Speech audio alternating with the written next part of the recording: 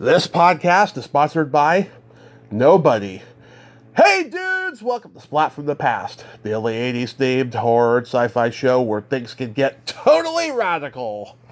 Now, I am so excited for today's show because I have a long-time bucket list guest coming, and I am talking about Carol Lynn Townes. You all know her. She did the song 99 and a half for the soundtrack to Breakin, and she did Believe in the Beat for Breakin 2 Electric Boogaloo, and I am so excited. You know, she appears there at the end, and it's kind of like a music video. In fact, it was transitioned into a music video for MTV back when it first came out. And it's going to be a great conversation. She started out in a musical group called Fifth Avenue, and they released an album and some singles, and then she went solo, and she had a little bit of success with that, and we're going to get into that today and see what she's doing today, and I cannot wait. And you know, I haven't had too much luck getting musicians on the show since the year began, but hopefully it's going to change soon. This is just the beginning and stuff. You know, it happens every now and then. You know, it's really tough getting musicians on a podcast, but it's going to happen today nevertheless, and I am a happy guy. So, yeah, here is my interview with Carol Lynn Townes.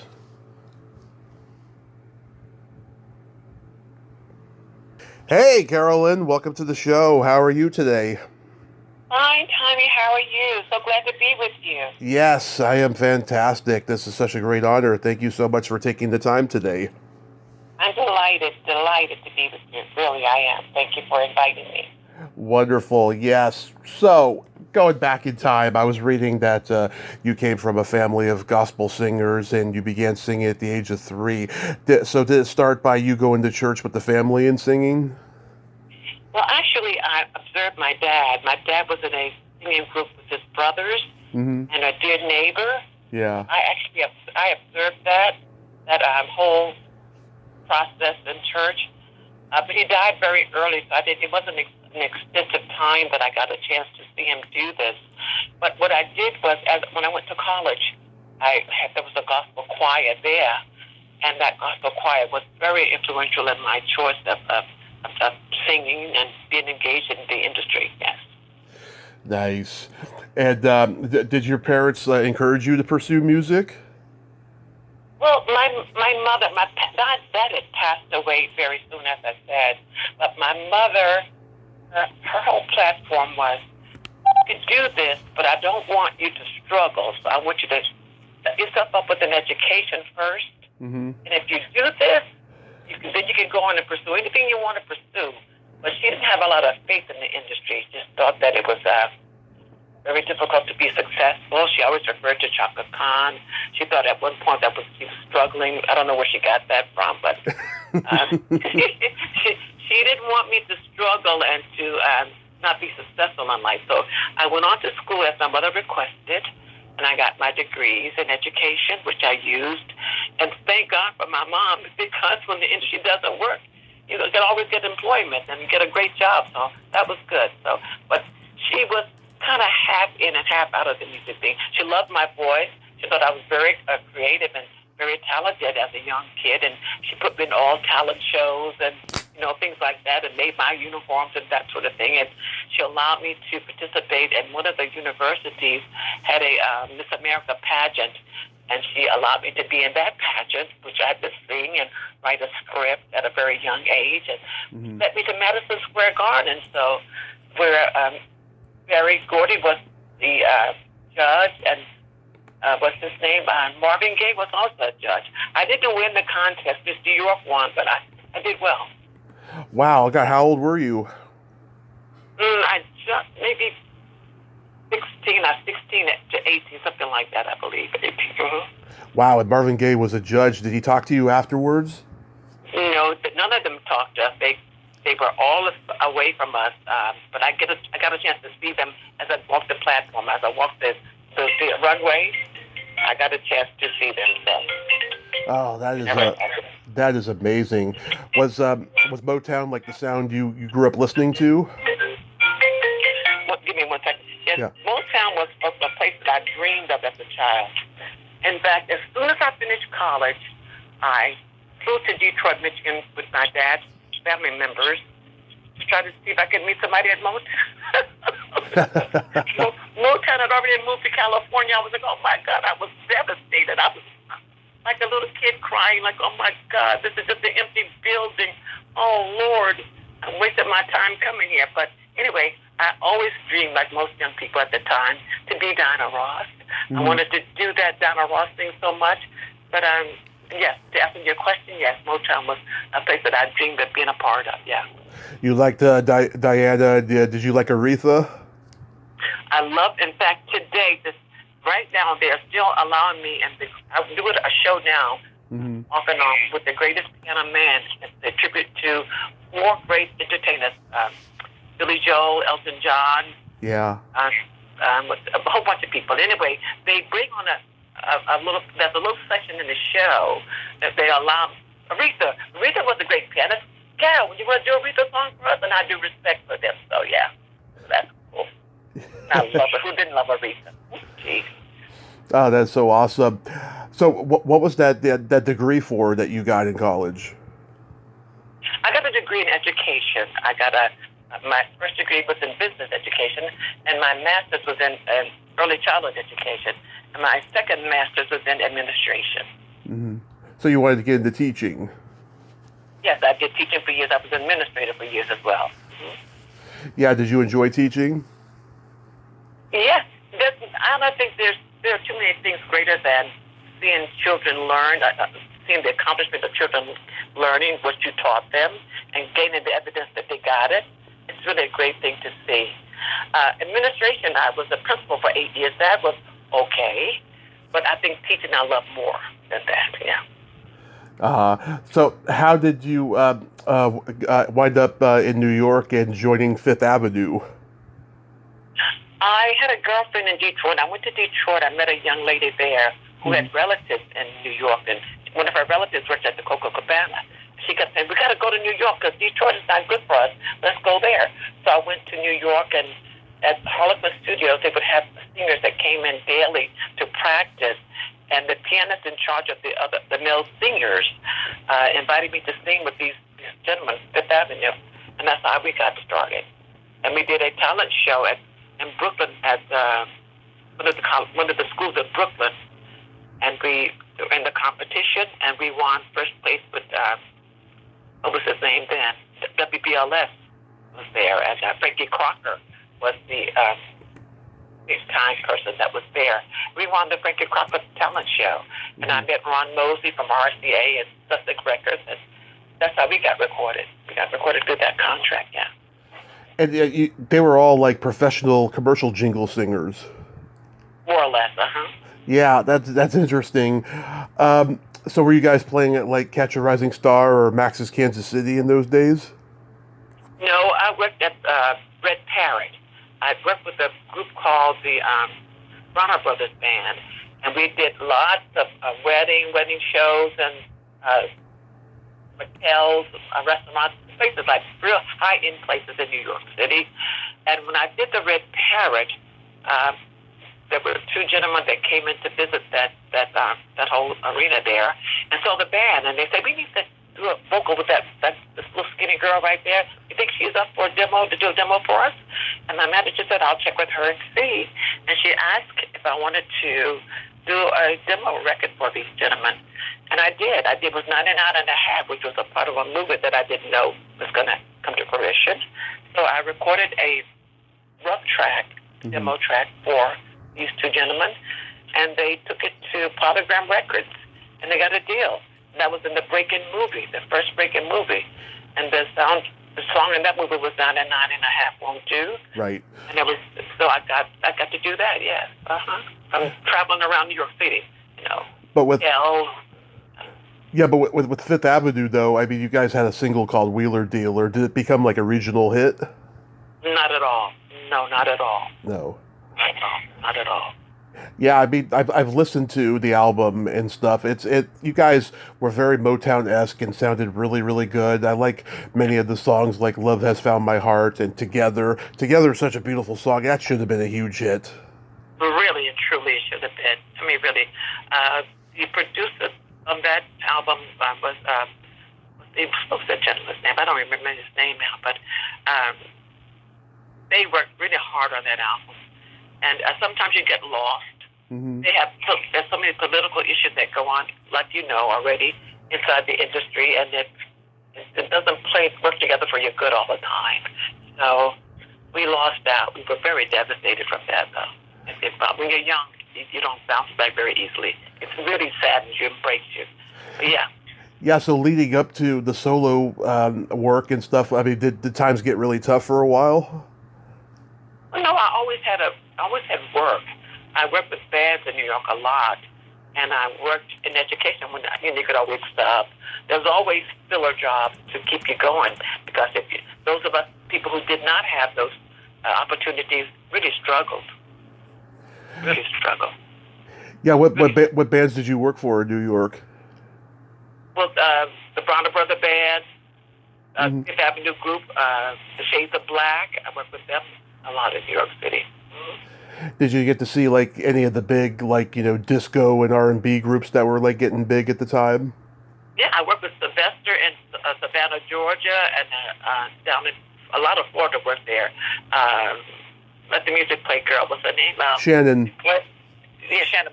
I did a little tour with them down in Savannah, Georgia, and the Georgia area. And that was Georgia, the Florida area. That was really, really good. Meeting Sylvester and seeing her, that was really awesome. Yeah. Did anyone get to mentor you? Not really. I don't think so. I had one person who worked with Chic, Alpha Anderson. She would come over to mentor us with the Bronner Brother group and tell us how we should perform on stage and what we should wear and things like that. So, Anderson, yeah. Alpha Anderson. She did Chic. Yeah, she was with us. Did you hang out at like Studio 54 in those days?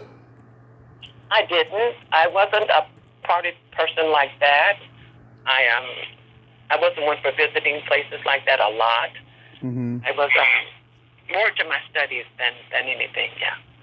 New York, though, in those days, it was a lot different than it is now. It was much more seedy and raw and real, and it was very artist-driven. Yes, that's what we did. I did a lot of the tracks. When we traveled, we did a lot of track work, the reels and that sort of thing. Very few bands. That's why I was so happy to be with the Bronner Brother Band and the Shades of Black Band because of that, because I got a chance to perform live with the actual musicians and to be creative in that arena. Yeah. So you get signed. You said Polydor Records. First it was with Sussex Records with the Wheeler Theater thing. That was on Sussex Records. Mm-hmm. Then we went to RCA, and the third contract was with Polydor, MGM. Yeah. So how does it come to that you're going to record 99 and a half? Well, from that Red Parrot show, and I did the demo. They came back and said they sent it to the producers and the A&R directors at Polydor, and they really liked it. So that's how that all was generated. We started to develop from there. Yeah, because the female disco duo McLean and Destiny did it before you, and their version had a real disco meets rock guitar sound to it, whereas your version is more early 80s dance club. And, you mentioned Shannon before. You two were very similar overall, I felt, in your sound. Yeah, very much. Yeah, with that drum programming and that sweeping melody. Yeah. Yes. And then Pick Conley gave us one that was very similar to Gwen Godfrey's record. That didn't do well either because they didn't release it. But it was also a really disco kind of song. Yeah. But I did enjoy my disco work with Pick Conley and with the Polydor company. Enjoyed that a lot. During the recording process, though, of 99 and a half, did you say, yeah, I want my version to be different, I want it to be more, modern dance pop today or something? No, actually, Steve Loeb and Rob Hugh were the masters of that whole piece. They decided what they wanted to do, and they wanted me to do it, because even when I tried to venture out to do some little strong singing on it, they were like, we want this pop sound. This is what we're looking for. So they had already made up what they wanted to have done with that song in terms of the production. Mm-hmm. They made the decisions, yeah. And so the Canon guys approached you and said, "Can we use the song for Breakin'?" No, they actually approached Rod Hugh and Steve Loeb's production company and said, "We like this song. We like this girl's song. We like this. We want to use this on the movie." And Ron Mosley was vice president of R&B at Polygram Polydor, so they all got together and made sure that this happened. They wanted this to happen, and it did. And the song, I mean, the movie was a huge hit, so I can imagine the song got such a great response that they asked you to do "Believe in the Beat" for the next one. Yes, exactly. That's exactly how that happened. That 99 didn't have did very well in New York, where the Polygram Polydor was based. So they got a lot of airplay, radio play there, and a lot of places. And to this day, that whole "Believe in the Beat" and 99 and a half are Turner classics, and I'm very happy. I never thought that for a moment that what I was getting ready to do would be still in existence and still being played and still more views. I mean, almost 1 million views on "Believe in the Beat." Oh, no, 99 and a half won't do. So that's amazing to me. I'm to be amazed at that. Yeah, it's definitely holds up and got longevity. Now, this is interesting. It was written by Lang Martin Jr., who wrote songs for country legends. This is far removed from anything he had done before that. Far removed, yes. Yeah, did you talk to him and ask him what was the inspiration for the song? No, I didn't get a chance to engage into any conversations with anyone other than Polygram Records itself, the company execs, Jerome Gasper, and the production people. That's it. Did you engage with Jelly Bean? Yes, Jelly Bean was a New York-based producer. Yeah. But and he's played my music a lot in New York. So yeah. Oh yeah, he's doing all the Madonna stuff at that time. Yes, big, really big. Did that song just change your life for a while? Even to this very day, believe it or not, this very day, those songs have changed my life. I still get a lot of calls, a lot of work, a lot of interviews, because Shabba Doo died 2 years ago, and he was the future star for that production. And the young man, Shrimp, is still trying to do book covers and things of that sort. Not very successfully, I don't believe, but Shabba Doo was a dance instructor out in California, I understand. So, yeah. I talked to Shrimp in 2020. He's a great guy. He loves to talk, I'll tell you. And he's so well spoken. I love to hear him speak. I love him. He's very articulate, yeah, and he's also just a great guy. You know, he's a people person kind of a guy. Yes. I love Breakin' 2 Electric Boogaloo. It's much more elaborately produced than the first one because, you know, by that point they had more money and they could do probably a much more cohesive storyline. The scene where Shrimp does his ceiling dance and then kisses the cute Latin chick is still one of my favorite scenes in any 80s movie. So cool. Yeah, and every time I see it, I get misty, and I didn't want to tell Shrimp that, but not that I had a choice because he talked so much, but... yes, can he talk? He really can. He's so cute, so he can talk. Yeah. He looks nothing like that. He looks nothing like his video anymore. I was like, oh my God, I would have had him in the street. Yeah. And also, too, that movie is also like a homage to classic musicals like West Side Story or Fame that was going on at the time. Yes.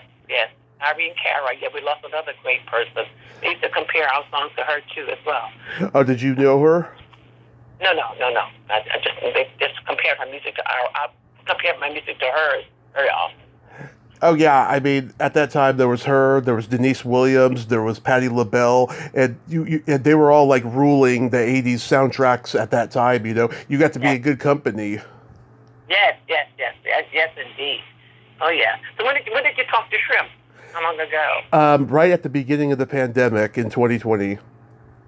Okay. It's just we had a great conversation there, and he told me something so interesting that I would never have thought. But now that I watch his work, more like I can understand it. He was influenced by Ray Harryhausen's stop motion creatures in his dancing, and like you watch him dance, they're like those creatures. Yes.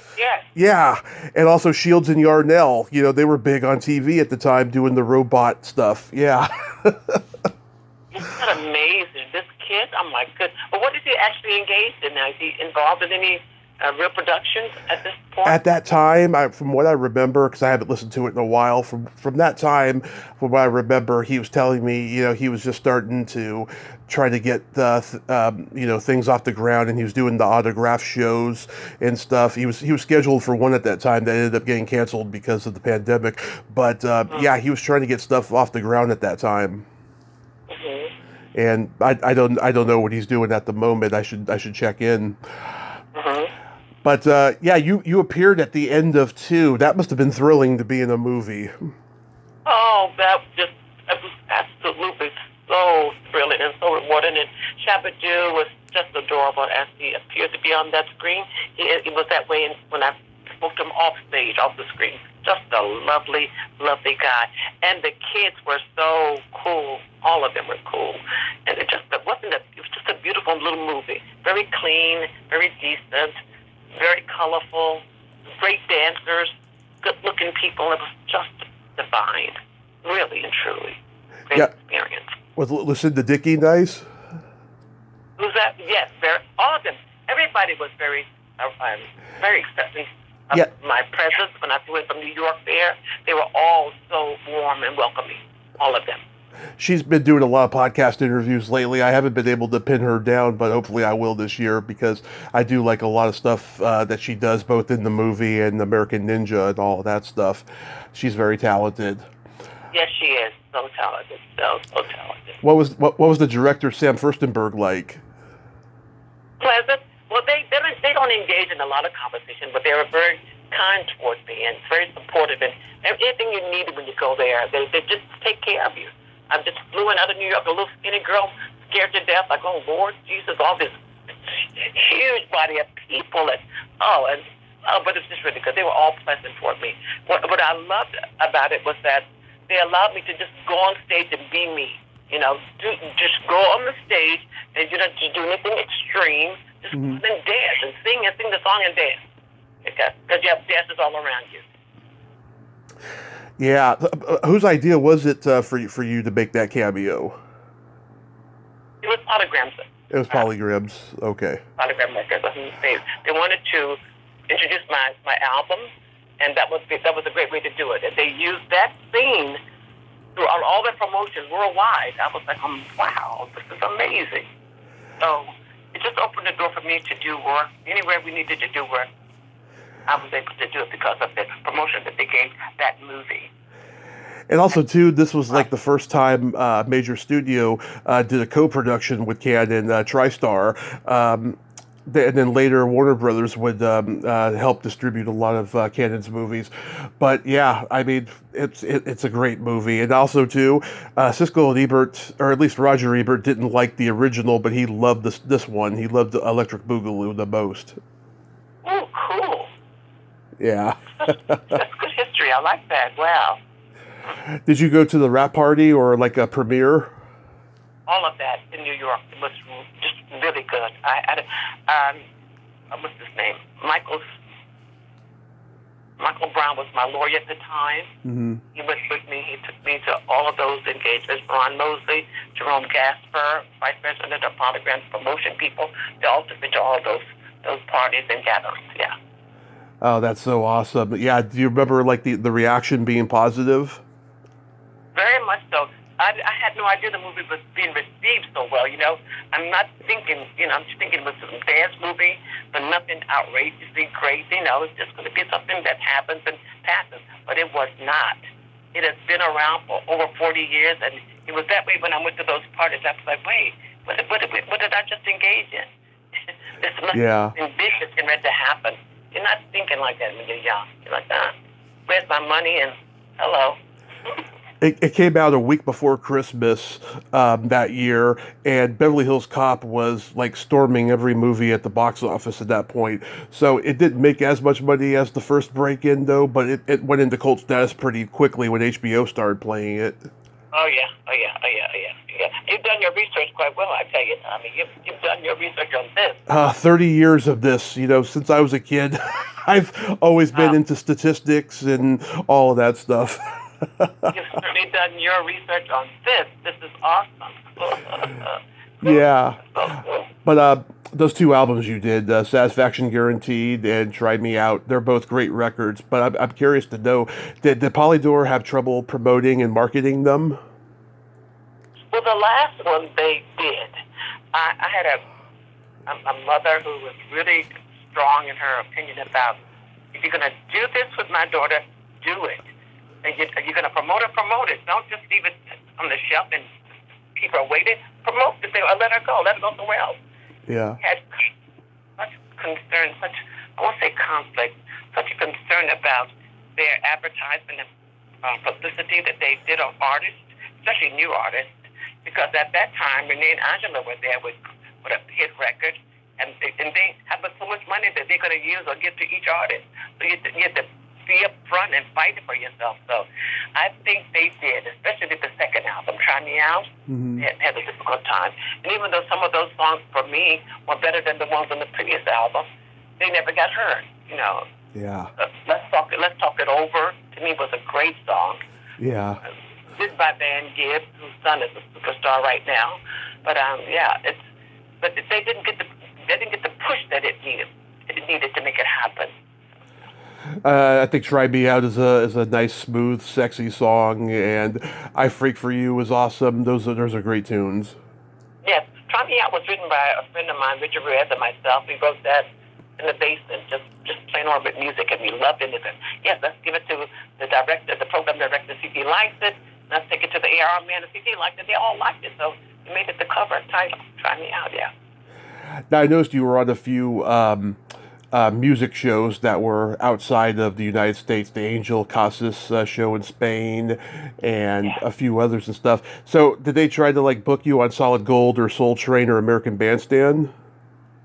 No, Soul Train, yes. But that didn't work out for us. We didn't get online with that Soul Train piece. I don't remember what happened. But they got me on the European shows. Mm-hmm. What was the name of that? I don't even remember it now. Top of the Pops. Top of the Pops, yes. Top of the Pops. That was fun. And I did the whole European tour. I went to Germany. I went to Düsseldorf, Germany. I went to Madrid, Spain, Barcelona, England, Paris. I went all over there. Talk show hosts were having me talk about the movie and to promote it. So that tour was really good. Yeah, were you headlining or opening for other people? No, they had me on the radio, on TV shows. They're talking about what was coming up, but no performances. Nice. So what happened after all the success? Did you just start a family and walk away, or did you keep at it? I never stopped doing music since that very day. We work endlessly right now. At this time in my life, I recorded last night. We did a tribute song to Elton John, Cold Heart. Mm-hmm. We did a remake of that last night. I worked last week in Alabama, so I'm all over the place. And we're still working. We never stop working. It's what I love to do. In between my music, my educational stuff, I still do my music. It has never stopped. COVID slowed us down, of course, but after that and before that, right. It's been ongoing all those years. We've still been working. Yep. Are you surprised at how much the music business has changed? So much. It's so different. And it's almost saddens you that it's so different. You know? And it's sad.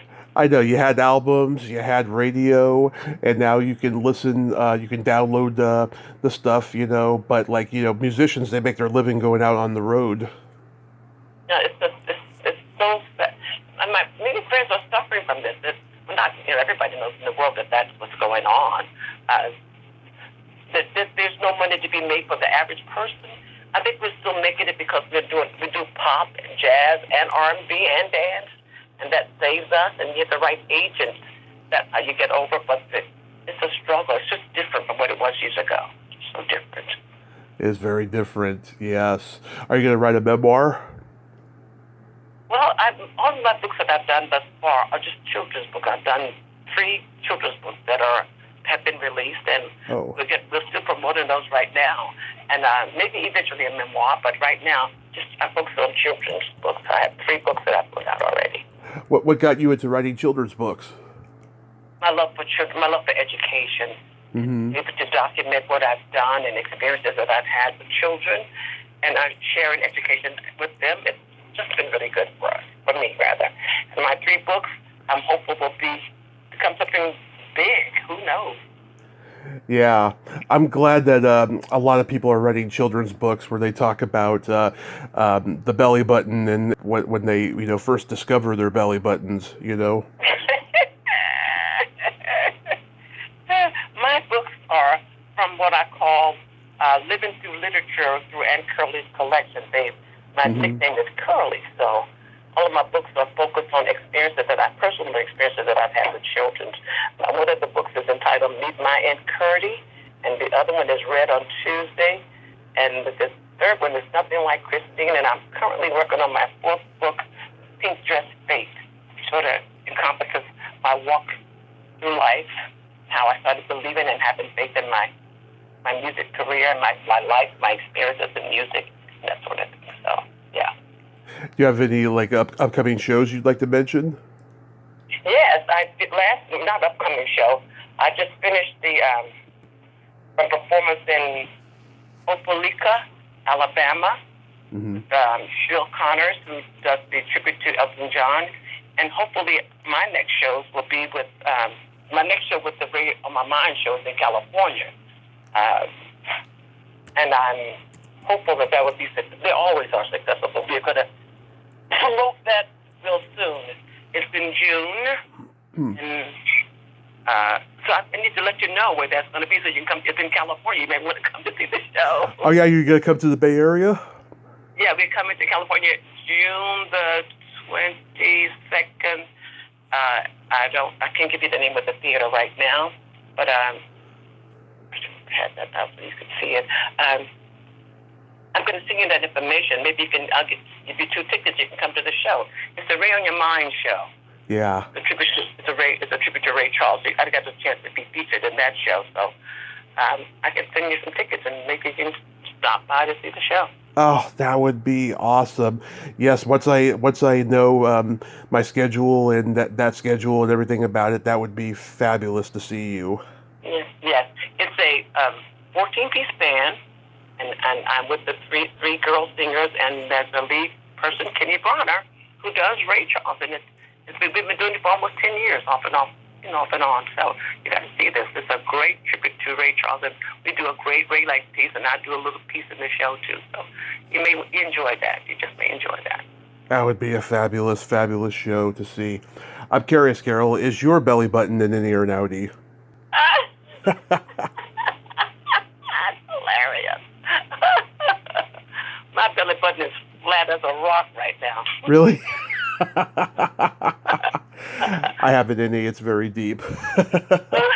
My belly button is flat.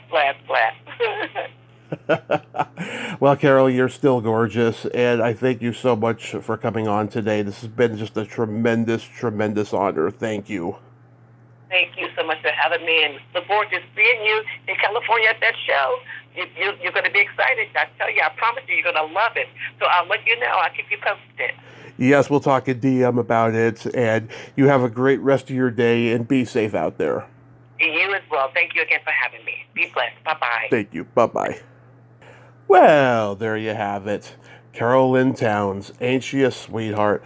Oh my God, she is just so fun, very informative and sweet.